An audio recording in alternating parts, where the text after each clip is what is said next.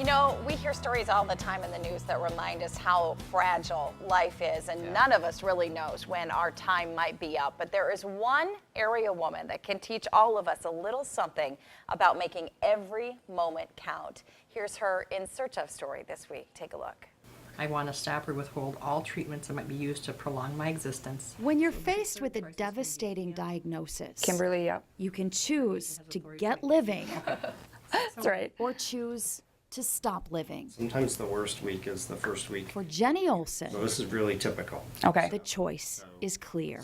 I've never been typical this whole time. You can hide under the covers and pretend it's not happening, but then it's like you're missing out on life if you do that. If you haven't already guessed from the hat that hides her hair loss, Jenny is battling cancer, a diagnosis that came last year. I went to the chiropractor and she was pushing on my neck and she said, Jenny, this just doesn't feel right. I think you need to go to the doctor.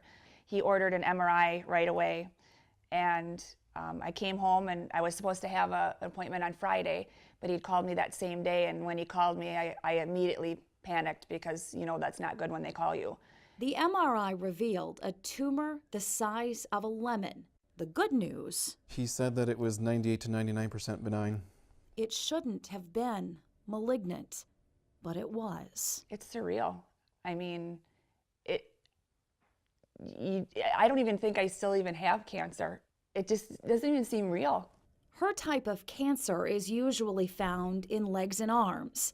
It shouldn't have been in her neck, but it was. You could amputate, you know, your wrist, your elbow. You can't amputate my neck. So we knew that we had to treat it and that amputation wasn't an option. Doctors removed the tumor in August of 2012 and were optimistic. Jenny was even able to start her new job as a kindergarten teacher at Viking Elementary in Holmen.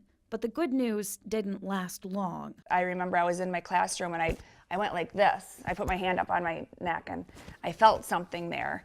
And I called my doctor. He saw that it had grown back and it had gone to my lymph node that quickly.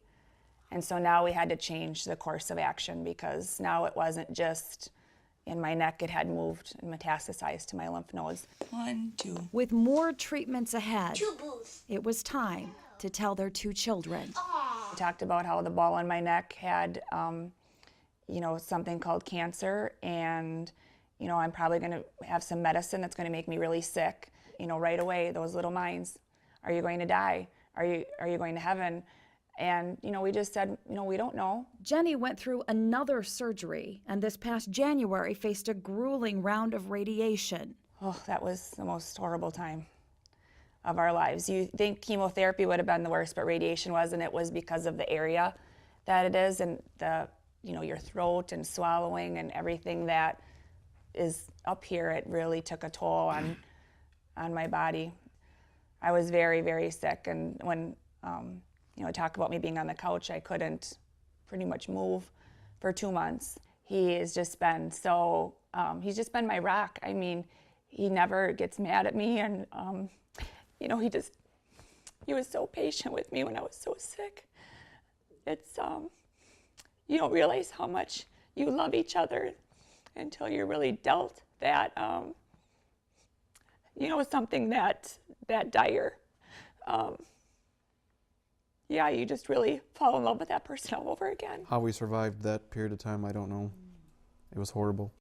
My turn. But they did survive and got the news they'd been praying for. It was all gone. We were ecstatic. Everyone was hoping The cancer in her neck wouldn't come back, but it did. it came back in her lungs. And before they could treat it, the tumors that shouldn't have ruptured did. They had to do surgery. When they got in there, it was just a mess of tumor that had ruptured. And so at that point in time, he said, the chances of a cure are slim to none. Yeah. Cancer has taken so much from Jenny over the past year. Not teaching kindergarten. I love teaching so much, and I miss my kindergartners every day. I know teachers say that they love their job, but I can't imagine doing anything else.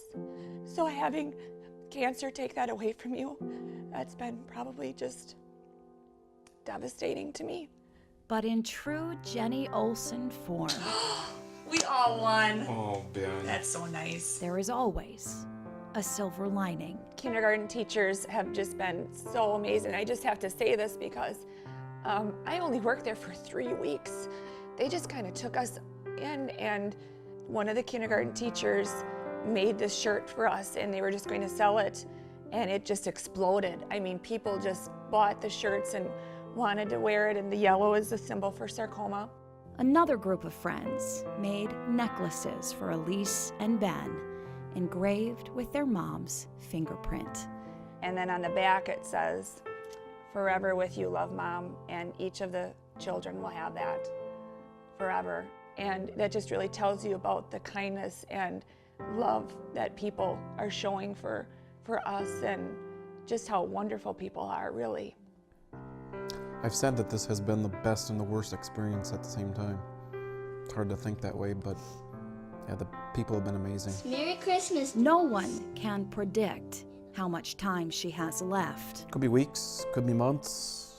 I'm just gonna keep going, and I'm not gonna think that I have weeks or months. I'm gonna just say that I got years, and where there's still treatment options out there. We're not to the point where they're saying, enjoy your quality of life. We're not there yet.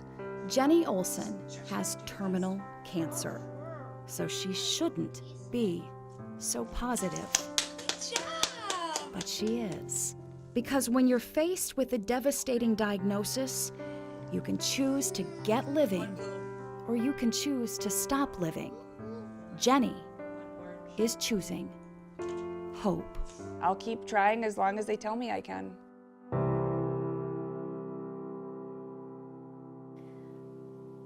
Truly one of the most inspiring young women I have ever met in my life, to just carry a smile on her face despite every hurdle that she has tried to jump over the last year. Now, the Olsons have never been on a big family vacation. They've never taken one, and they are about to go to Disney as a family, and they're so excited to be able to take in this experience together. Jenny said that she's going to be sharing pictures with all of us when they get back, so look for an update from their experience at Disney. And Jenny, our thoughts and prayers are with you and your family. We're going to take a break. We'll be right back.